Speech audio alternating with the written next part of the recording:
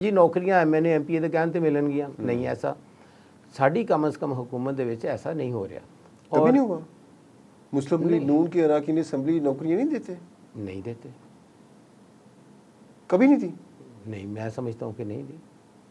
आपने कभी किसी को नौकरी लेके नहीं दी? नहीं, देखें मेरिट पे जो बच्चे उतरते हैं इंटरव्यू देते हैं उनको नौकरियां मिलती हैं तो हुकूमत देती है ना। मेरे पास घर में मेरे पास कौन सा इख्तियार है कि मैं लेटर पैड पे लिख के दे दूं जाओ तू अफसर कहते हैं ना एजुकेशन में इतनी सीटें, हेल्थ में इतनी सीटें, इतने आपने कुछ तौर पे कुछ नहीं है ऐसा। नहीं, कभी नून लीग ने ये काम नहीं किया। नहीं, कम अज कम शेरली साहब आपकी पार्टी के हैं, उन्होंने सारी कारपोरेशन भर दी अपने हल्के के लोगों उनके पास इख्तियारात होंगे, होते आपकी पार्टी से हुए ना उनके राणा सनाउल्लाह ने बेशतर लोगों को मेरे पास बतौर मेंबर सूबाई असम्बली ना 2013 से 18 तक और मैं पार्टी पॉलिसी बात कर रहा हूँ। नहीं, पार्टी पॉलिसी मैं नहीं बनाता, पार्टी पॉलिसी मैं नहीं बनाता।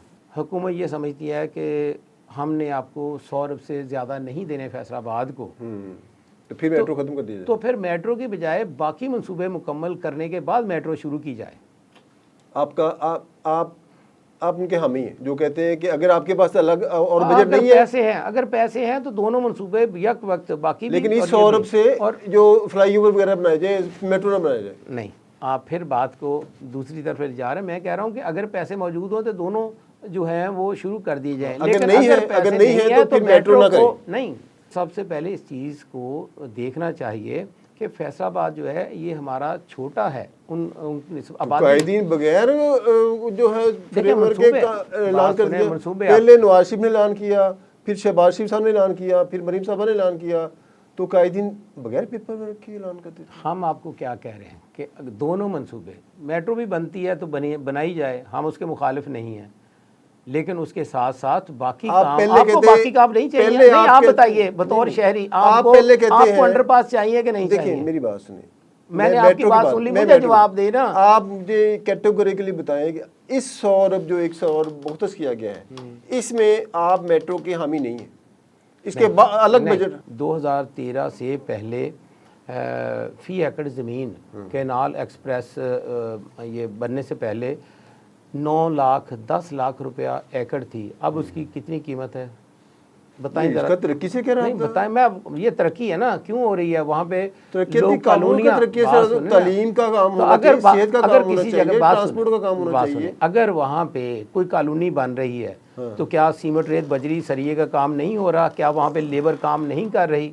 क्या आप माशाल्लाह जर्नलिस्ट थे और आप इसके बाद कारोबार में आए, फिर सियासत में आए, आपका विजन आम सियासतदान से बड़ा है।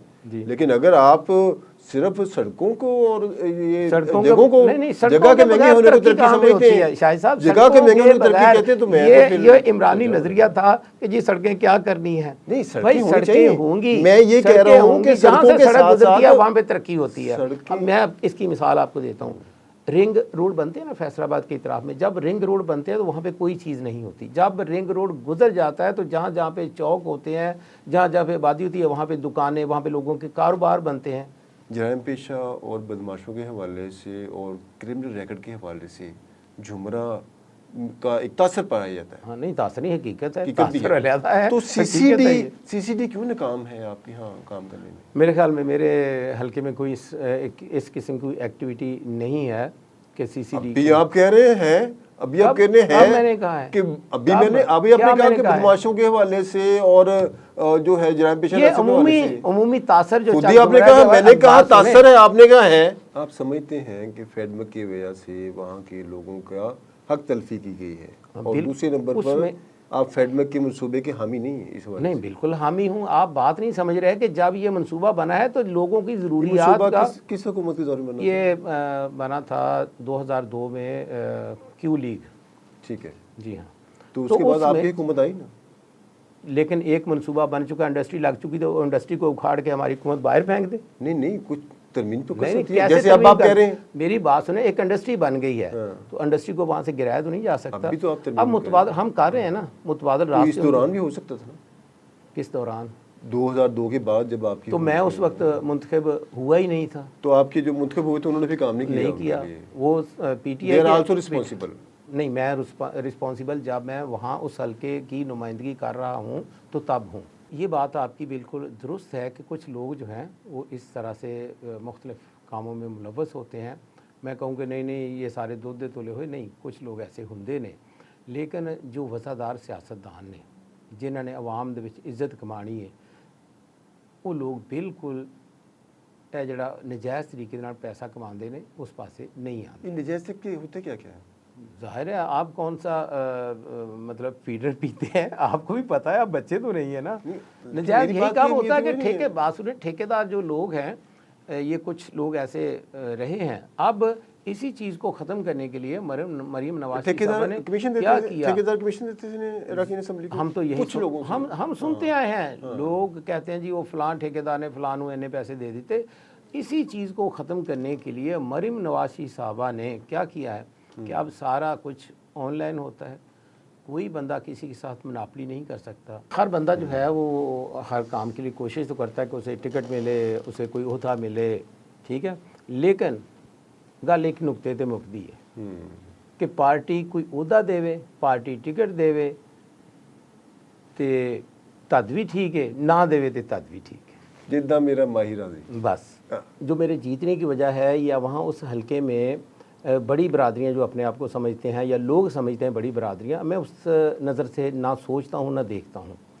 मैं ये समझता हूँ कि आपका किरदार जो है वो बड़े लोग हों, छोटे लोग हों, गरीब हों, अमीर हों, तो आपके किरदार की वजह से आपका मकाम बनता है, आपको अवाम में इज़्ज़त मिलती है। वो इलाका एक किस्म का, पहले तो मैं ये समझता हूँ कि वज़ीरिस्तान टाइप ही था या इलाका गैर था। हर बंदे ने जो ख़ास ग्रुप हैं, वज़ीरिस्तान टाइप जी ना, क्लाशनकोफ कल्चर था ना किसी ज़माने में, तो वहाँ पे मेरे जैसा बंदा जो है जब वो इलेक्शन में आता है तो लोगों ने कहा कि ये हम जैसा शरीफ आदमी है, ना ये बदमाशी करता है, ना लोगों को तंग करता है, तो इस शरीफ आदमी को जिसने करप्शन भी नहीं करनी, अल्लाह ताला ने उसे नवाजा हुआ है।